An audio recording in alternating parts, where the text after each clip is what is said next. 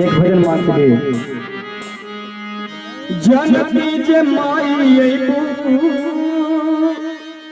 हमारा तुम्हारी पगड़ी से। भक्त माई से कहता कि हे माई, आगे से पहले हमके थोड़ा सा अगर ये पता रहे कि तू हमारा गाँव में आवत है तो तुहार हम राह जो उनका पगड़ी से बाहर के साफ कर देती। किसे कहता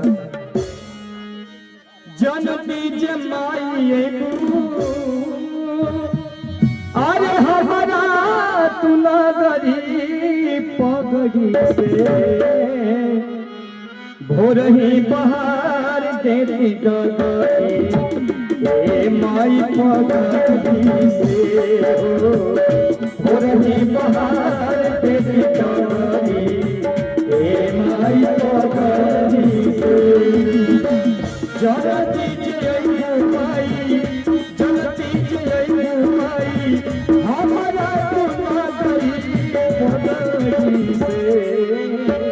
जनती जे माई जनती जे माई हमारा तुम्हारी पगड़ी से। हो रही बहार तेरी डगरी ए माई पगड़ी से।